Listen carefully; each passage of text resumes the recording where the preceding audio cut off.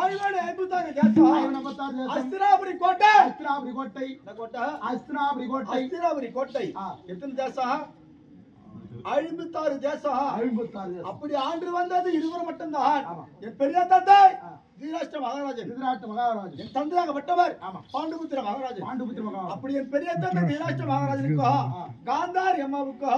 முதல் முறையாகவே திருமணமானது அப்படி இரண்டாவது முறையாகவே என் தந்தை பாண்டுராஜனுக்கும் என் தாய் குந்தமா தேவிக்கும் இரண்டாவது முறையாக திருமணமானது அப்படி இரண்டாவது முறையாக திருமணமானாலோ என் தாய் குந்தி தேவி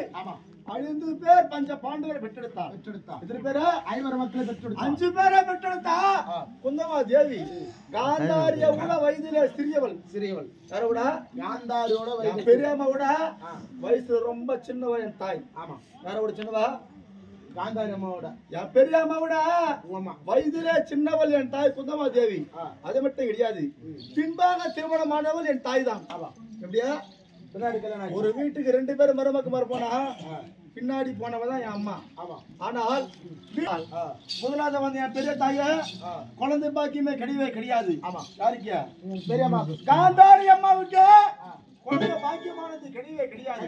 பார்த்தால் எனது பெரிய தாய் காந்தாரி வயதிலே சிறியவள் குந்தமா தேவி 5 பேரை பெற்றெடுத்தால் என் கருவிலே குழந்தை பாக்கியம் கிடையாது என்று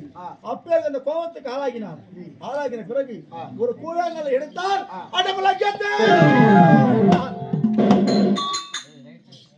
எப்பொழுது கண்ணெடுத்து அங்கத்தில் அடித்தாலோ இந்த ரத்தமானது ஒருவேளை கர்ப்பம் இருந்தாங்கன்னா அது கர்ப்பமானது கலந்து ரத்தமானது வீதியில ஆறாக பாய்ந்தது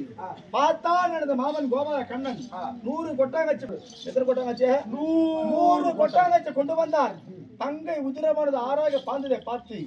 99 கொட்டாங்காட்சி சமமாகவே அந்த உதிரத்தை நிரப்பினார் அந்த உதிரமாகத்தை சமமாக நிரூபித்தார் அந்த உதிரத்தை சமமாக நிரப்பினார் கடைசி ஒரே ஒரு கொட்டாங்காட்சி பாதியாக இருந்தது கொஞ்சம் குறைவாக இருந்தது கடைசியாகவே பிறந்தார்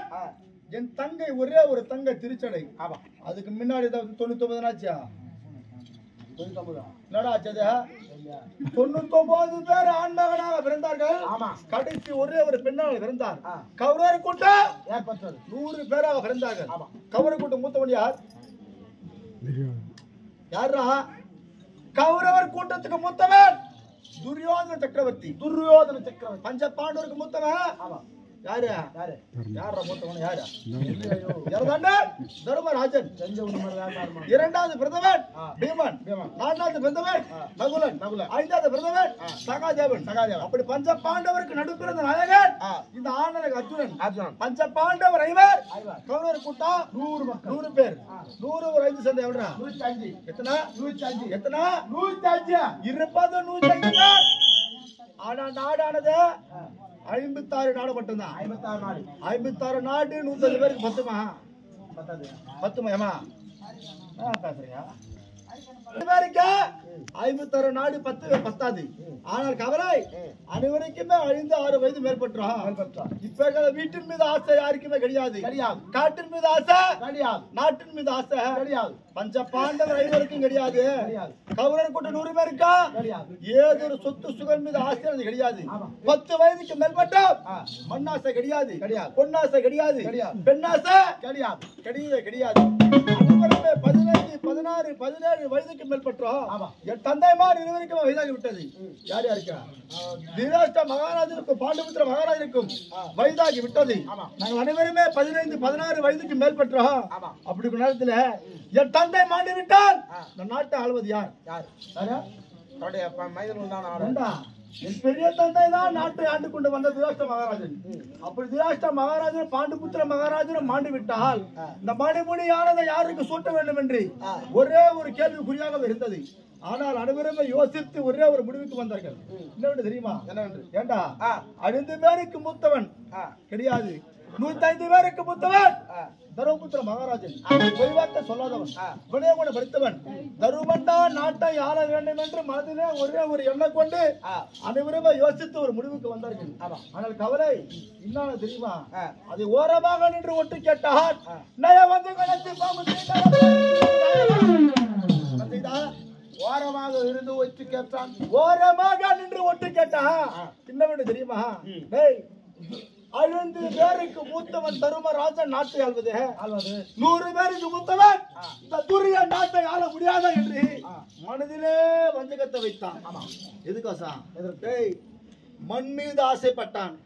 எது மேல ஆசைப்பட்டானா? மண் மீது ஆசைப்பட்டான். மண்ணு மேல ஆசைப்பட்டான். நம்ம மண்ணு மேல மனுஷனுக்கு ஆசை இருக்கலாமா?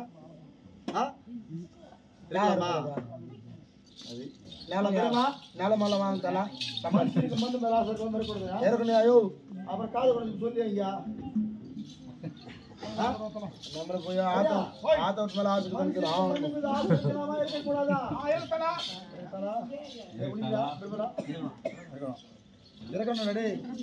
மனுஷனுக்கு மண் மீது ஆசை. மண் ஆசை இல்லாத மனுஷன் அவனுமே இருக்க மாட்டான். மண் ஆசை இல்லாதவன் யாருமே இருக்க முடியாது. ஏதோ கொஞ்சம் ஒரு அளவுக்கு வீடு கட்டிக்கணுமா, ஒரு நல்ல பயிர் பயிர் வச்சுக்கணுமா, இந்த ஆசை தான் இருக்கணுமே தவிர அடுத்தவங்க சொத்துக்கு ஆசைப்படக்கூடாது.